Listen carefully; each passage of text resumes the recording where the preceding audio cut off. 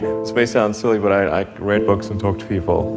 I mean, that's kind of how one learns anything. There's lots of great books out there, and there's lots of smart people. And of course, I mean, we've got a team of really great people at SpaceX and Tesla.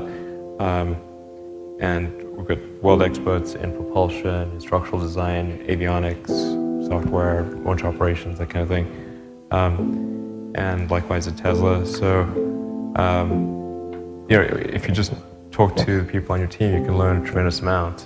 And then as you iterate through problems, it's kind of like almost anything. When you struggle with a problem, that's when you understand it. And that's, so once you've done that then you have a pretty good grasp of it. In fact, that's one of the ways when I interview someone to work at the companies would be to ask them to tell me about the problems that they worked on and how they solved them.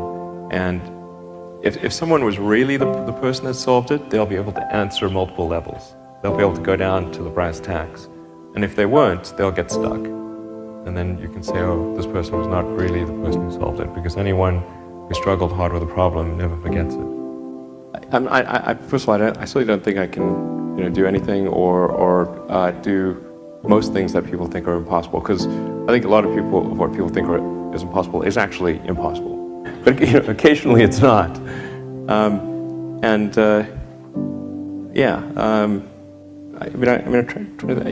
guess it's. I think I've said this before. I think it's helpful to have kind of a physics framework for looking at things. Do a first principles analysis, look for negative feedback, and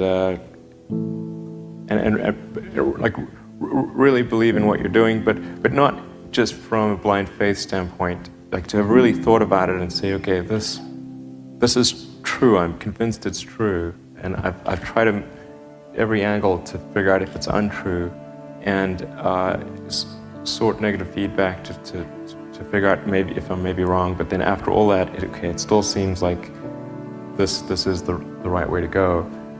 Then that I think gives one a fundamental conviction and an ability to convey that conviction to others, and to convince them to join.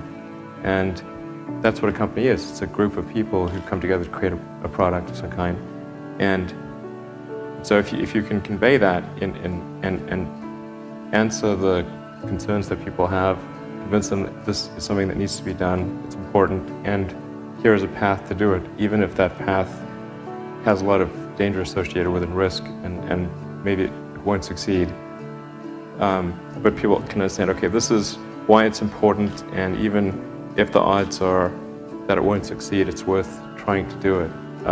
Then I think you can create a great company.